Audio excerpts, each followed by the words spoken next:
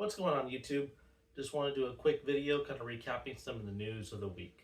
So starting with the big one, we are now officially moving away out of Scarlet Violet era and moving into the Mega block, right? So we have Mega Brave and Mega Symphonia. Those are the names of the Japanese versions. Japanese always comes out first. Those are going to be hitting August 1st. What we do know about it is they will be comprised of 63 cards each, which isn't a bad thing, right? We're just well, the US hasn't hit yet. That'll be here in a couple weeks on the 18th of July. But at least in Japan, Black Bolt, White Flare have hit, and those are over 800 cards in that whole set. So not a bad thing that we're kind of moving to something a little smaller, a little more manageable, right? So let's get back to it. That hits August 1st in Japan. US release will be September 26th. We'll have about a week or so ahead of that where there's going to be some pre-releases being done with that before it officially launches here in the US. The US name will be Mega Evolution. So like I said, we're moving into the Mega block. What we know about the English set, very little, but what we do know is it's going to be comprised of about 132 cards before the SRs. So basically, take the two Japanese sets, mash them together, that's your English set. And that's how they do it. So nothing surprising with that. We will have product reveals on the 10th of July, so we'll get a little more information about what we're going to be seeing when it comes to those sets. Now, speaking of new sets, we have more information coming out. Trademarks have been done for, let me pronounce it correctly, Storm Emeralda, right? So not Storm Emerald, they purposely put an A on the end. I'm sure this probably has some sort of reference to do with the next game that's going to be coming out, Pokemon Legends ZA.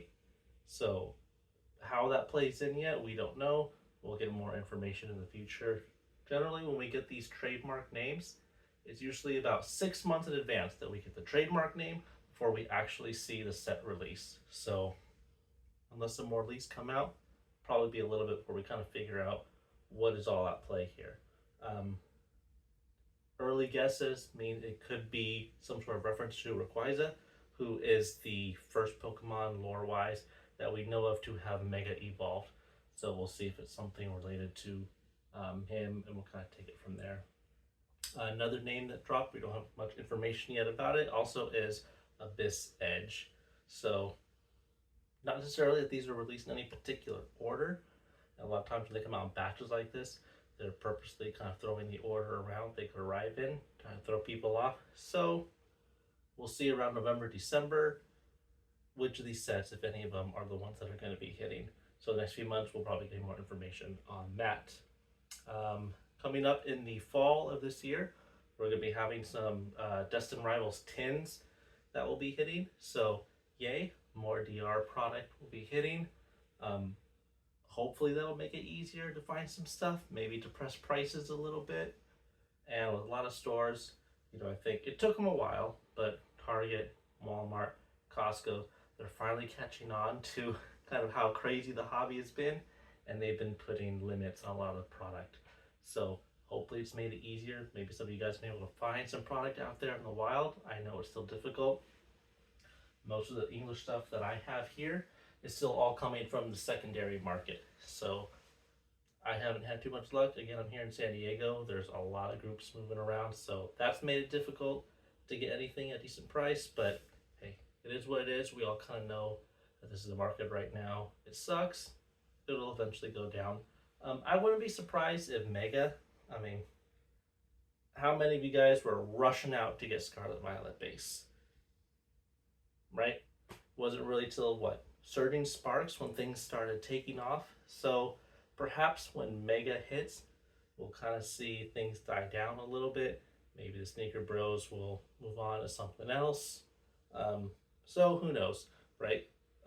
Those tins, anyway, to get back to it, will be hitting September 5th. They'll have an MSRP of $26.99. They will come with a promo card. There's going to be a few tins that will promo some of Team Rocket Pokemon. So they'll have a promo card featuring that particular Pokemon, as well as 5 booster packs and the code cards for the online TCG. So speaking of scalpers moving on, I want to talk about Magic real quick, particularly the booster boxes, or collector boxes, sorry. Collector boxes are hitting like $1,200. I mean, can you? I mean, okay, it's not out of the realm of possibility that something is going to hit that high, right? We see it. Look at Fusion Strike. But when did Fusion Strike come out?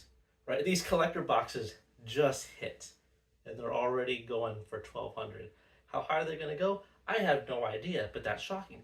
That's modern product that's hitting that high, right? And for those of you that aren't familiar with Magic, it's kind of odd, right? It would be very odd for us to see a new Pokemon product coming out.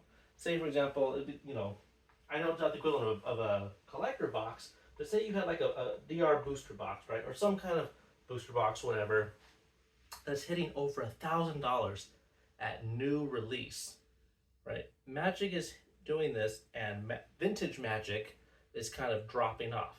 Now that in the Pokemon world is kind of weird. Generally, vintage is going to be what carries the value. So what does this mean? Is it the demand? Is this that great for Magic all of a sudden? I mean, I get it, right? Final Fantasy set's very popular, well-known IP, and it's being combined with Magic, right? Success. But I think there's something more at play here. Now, I don't think that means that the Scholars Pokemon are moving on to Magic and we've infected them, right? Hot potato, tag, you're it. But I do think that this is something that we should keep our eye on. Why? Part of it, I think, is because in Pokemon, don't say it too loud, I don't want them doing this.